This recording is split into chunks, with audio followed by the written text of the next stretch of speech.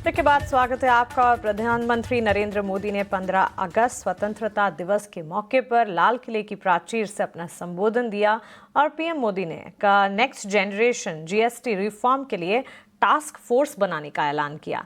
साथ ही दिवाली पर double gift देने की बात भी कही। इस दिवाली में आपको एक बहुत बड़ा तोहफा देशवासियों को मिलने वाला है। पिछले 8 साल से हमने जीएसटी का बहुत बड़ा रिफॉर्म किया। पूरे देश में टैक्स के बर्डन को कम किया, टैक्स की व्यवस्थाओं को सरल किया और 8 साल के बाद समय की मांग है कि हम एक बार उसको रिव्यू करें। हमने एक हाई पावर कमेटी को बिठा करके रिव्यू शुरू किया, राज्यों से भी विचार विमर्श किया और मेरे प्यारे देशवासियों, हम नेक्स्ट जनरेशन जीएसटी रिफॉर्म्स लेकर के आ रहे हैं। ये दिवाली के अंदर आपके लिए तोहफा बन जाएंगे। सामान्य मानवीय की जरूरतों के टैक्स भारी मात्रा में कम कर दिए जाएंगे।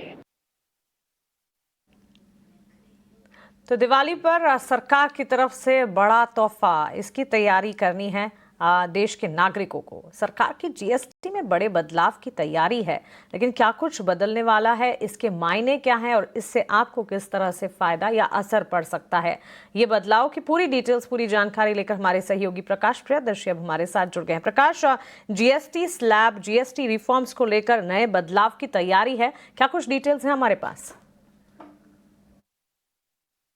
देखिए, जीएसटी का नया अवतार कैसा हो, उसकी नई रूपरेखा क्या हो, इसकी झलक प्रधानमंत्री ने दे दी है और अब सूत्र हमें बता रहे हैं कि इसकी औपचारिक शुरुआत भी कर दी गई है। इनफैक्ट वित्त मंत्रालय ने राज्यों को और जीएसटी जीओएम को एक प्रस्ताव भेजा है जिसमें काफ़ी कॉम्प्रिहेंसिव सिफारिशें की गई हैं। इसके लिए 3 इंपॉर्टेंट एस्पेक्ट्स का चुनाव किया गया है। पहला स्ट्रक्चर, दूसरा रेट रैशनलाइजेशन और तीसरा ईज ऑफ लिविंग। सूत्र हमें बता रहे हैं कि अपने प्रस्ताव में वित्त मंत्रालय ने कहा है कि 2 स्लैब जीएसटी स्ट्रक्चर होना चाहिए, वो 5% और 18% का स्लैब हो। प्रस्ताव में वित्त मंत्रालय ने यह भी कहा है कि 12% और 28% के स्लैब को खत्म कर दिया जाए।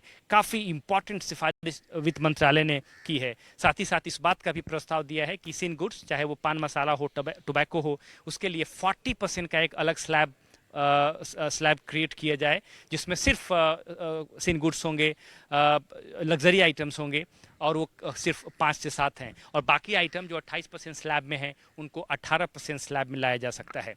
इसके अलावा 99% जो आइटम्स हैं जो कि 12% स्लैब में हैं उनको 5% स्लैब में लाया जाएगा। 28% के कुछ जो आइटम्स हैं उनको 18% स्लैब में लाया जा सकता है, 18% कैटेगरी में लाया जा सकता है। और उम्मीद ये की जा रही है कि 28% में अगर सीमेंट है उसे भी मेरिट के आधार पर 18% स्लैब में डाला जा सकता है। साथ ही साथ अगर आप कोर इकोनॉमिक सेक्टर्स देखें, उनको काफ़ी फायदा होने जा रहा है, जैसे कि agriculture, textiles, fertiliser, renewable energy, इन सेक्टर्स के लिए जीएसटी की दरों में कमी आएगी। साथ ही साथ automotive, handicrafts, health, insurance, construction जैसे जो सेक्टर्स हैं उनको भी काफ़ी फायदा होने जा रहा है वित्त मंत्रालय के प्रस्ताव के हिसाब से। सूत्र हमें बता रहे हैं कि औपचारिक शुरुआत कर दी गई है, जीएसटी जीओएम को प्रस्ताव भेजा गया है और उनकी सिफारिशों के आधार पर जीएसटी काउंसिल फैसला लेगी। जाहिर तौर पे अंतिम फैसला जीएसटी काउंसिल को ही लेना है और सरकार की कोशिश ये होगी कि राज्यों के बीच में आम सहमति बनाई जाए और फिर जीएसटी काउंसिल इस पर अंतिम फैसला ले। जाहिर तौर पर कोशिश ये है कि आम कंज्यूमर को, इंडस्ट्री को राहत दी जाए, कंप्लायंस से रिलेटेड राहत दी जाए, टैक्स स्ट्रक्चर से रिलेटेड राहत दी जाए। और रेवेन्यू के मोर्चे पर अगर देखें तो बहुत ज़्यादा असर नहीं होगा। हाँ, कुछ असर तो ज़रूर होगा, लेकिन सरकार को उम्मीद है कि टैक्स बेस में बढ़ोतरी होगी, दरों में कटौती करने से, तो जाहिर तौर पे इसका फ़ायदा आने वाले दिनों में देखने को मिल सकता है। अगर आप रेवेन्यू कलेक्शन के हिसाब से देखें तो 28% स्लैब से 11% रेवेन्यू कलेक्शन होता है, 12% स्लैब से 5%, 5% स्लैब से 7% और 18% स्लैब से 67%। लिहाजा सरकार ने काफ़ी तर्कपूर्ण तरीके से इसका कैलकुलेशन किया है और 18% के स्लैब को बनाकर रखने की सिफारिश की है।